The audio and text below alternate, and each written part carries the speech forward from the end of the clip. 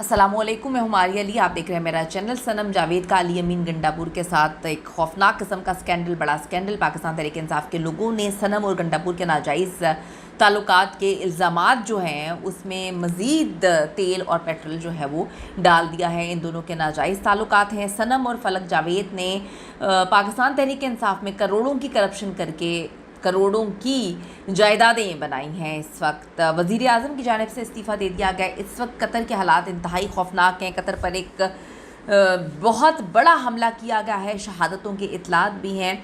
Situation कहाँ पर, आज की वीडियो में इस पर बात करते हैं। रिक्वेस्ट है चैनल को सब्सक्राइब करें, वीडियो को आखिर तक ज़रूर मुलाहिज़ा करेगा। सबसे पहले हम बात कर लेते हैं सनम जावेद का। अली अमीन गंडापुर के साथ बड़ा स्कैंडल अभी सामने लेकर आ चुके हैं। बड़ी दिनों से उनको गंदा कर रहे हैं। मीडिया पर, सोशल मीडिया पर जो है मुख्तलिफ प्लेटफॉर्म्स पर उन पर इल्ज़ाम तराशियाँ की जा रही हैं। और हम सब ने देखा कि बड़ी जो है वो थोड़ा सा इंसान को सब्र कर लेना चाहिए, थोड़ी सी इंसान में बर्दाश्त होनी चाहिए। लेकिन वो सही कहा था इकरारुल हसन सैयद साहब ने कि अब अपनी ही माँ बहन बेटियों पर इल्ज़ामात लगाना शुरू कर दिए हैं इन लोगों ने। इनको ये समझ नहीं आ रही कि ये कर क्या रहे हैं। और ऐसा लगता है कि अब अलीमा खान साहिबा पर भी जो है अंडों के बाद अब इल्ज़ामात की बारिश ही होनी है और PTI के अंदर से ही होनी है। दोनों बहनों ने कहा कि हम अल्लाह की कसम खा के कहते हैं कि हम पर जो इल्ज़ामात लगाए जा रहे हैं ये इंतहाई गलत किस्म के इल्ज़ामात हैं। हम तो एक दिन में जो इल्ज़ामात हम पे लगे हैं, हम तो उतना एक दिन में ख़र्च कर दिया करते थे। हमारी तमाम प्रॉपर्टीज़ दोनों बहनों की जानिब से कहा जा रहा है कि बिक चुकी हैं। जब से हम PTI में आए हमने सारा कुछ लगा दिया, अब हमारे पास कुछ भी नहीं है और हम पर गंदे इल्ज़ामात लगाए जा रहे हैं। सनम को तो इंतहाई यकीन करें कि बिलो द बेल्ट जाकर गंदा किया जा रहा है। और अली अमीन गंडापुर के साथ उनके ताल्लुकात, उनके मरासिम जोड़ दिए हैं कि जी भाग भाग के वो वहाँ पर जाती हैं। ये नहीं देखा जा रहा कि और भी लोग भाग भाग के जो हैं वो वहीं पर KP के ही जाते हैं, वहीं से उनको बेल्स भी मिली हैं, वहाँ पे वो ठहरते भी हैं। लेकिन अभी सनम और फलक जावेद को गंदा किया जा रहा है। खुसूसन सनम पे तो ऐसे ऐसे गंदे इल्ज़ामात लगाए जा रहे हैं और ये इल्ज़ामात कहीं और से नहीं लगाए जा रहे। कुछ गंदे अंडे हैं PTI के अंदर ही जो औरतों पर हमला करते हैं और जिनसे बर्दाश्त नहीं हो रहा कि जो काम इन लोगों को करना चाहिए था। कुछ ख़वातीन खड़ी होकर जो है वो PTI के लिए, इमरान खान के लिए आवाज़ उठा रही हैं, तो उनको गिराने के लिए अब ये किरदारों पे आ गए हैं। किरदार कुशी करना तो बड़ा आसान होता है, बड़ी अजीब से मामला हैं। दूसरी तरफ जी आप सबको पता है कि वज़ीर आज़म की जानिब से इस्तीफ़ा दे दिया गया। नेपाल के हालात इंतहाई खौफनाक हैं, इंतहाई गंदे हालात तक पहुंच चुका है नेपाल। और ये अभी की चीज़ें नहीं हैं, अब सबको सोचना चाहिए कि वो क्या कर रहे हैं। हर मुल्क के अंदर जो है वो यही सिचुएशन चल रही है। खुसूसन अगर हम एशिया की बात करें, 2-4 मुल्कों में, पाकिस्तान, इंडिया, ये नेपाल, बांग्लादेश, इनमें यही सिचुएशन चल रही है। अब मामला क्या होता है, नेपो किड्स की वजह से ये मामला स्टार्ट होता है। अब देखें इंडिया की अगर हम बॉलीवुड की बात करें तो वो कहते हैं नेपोटिज़म है बहुत ज़्यादा बॉलीवुड के अंदर, लेकिन यहाँ पर देखें तो अजीब ही सिचुएशन है इन मुल्कों में। अब ये बच्चे सियासतदानों के बच्चे थे नेपाल में, और आप सबको पता है कि 2 वक्त की रोटी के तो लाले पड़े हुए हैं नेपाल के अंदर।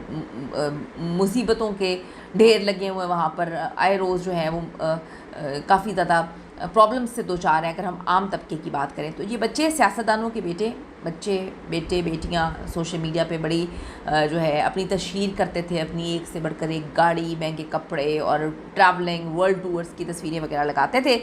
तो फिर ये मामला वहाँ से शुरू होता है और ये मामला फिर यहाँ तक आ जाता है। लोगों को 2 वक्त की रोटी मुयस्सर नहीं, और लोग सोच रहे थे कि जब हमने इन पर सवाल उठाना शुरू कर दिए सोशल मीडिया के थ्रू कि ये किस तरह से, इतनी इनके पास पैसे कहाँ से आ रहे हैं और हम लोगों की हालत हर गुजरते दिन के साथ बुरी हो रही है, तो इन्होंने जी तनकीद को बंद करने के लिए इन्होंने मुख्तलिफ सोशल मीडिया प्लेटफॉर्म्स, यूट्यूब वगैरह सब कुछ जो है वो बंद कर दिया।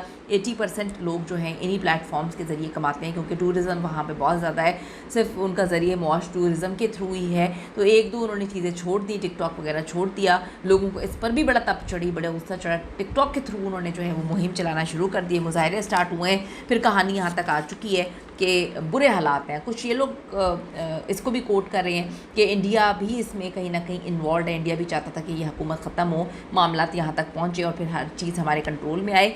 टूरिज़म बुरी तरह से मुतासर हो रही थी जब इन लोगों ने सोशल मीडिया प्लेटफॉर्म्स बंद किए।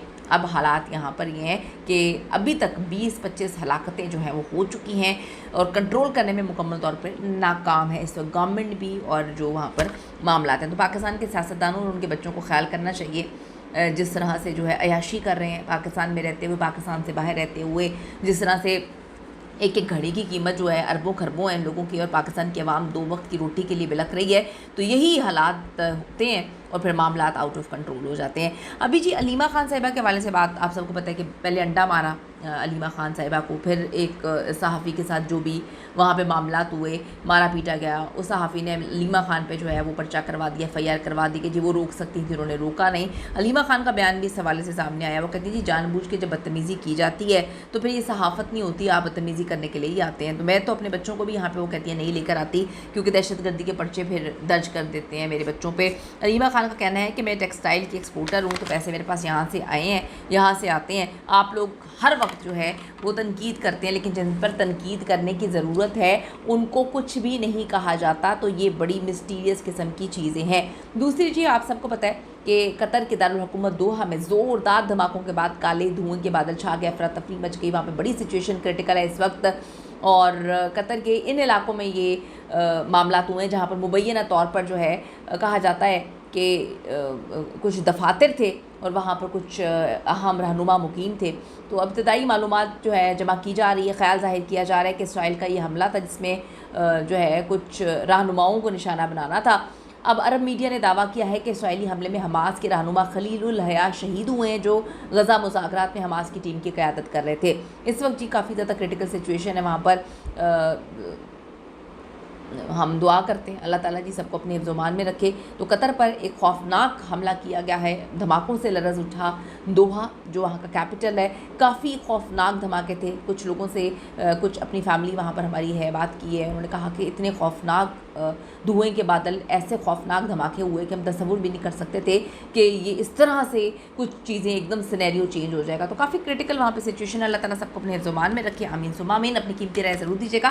سی you in the next video.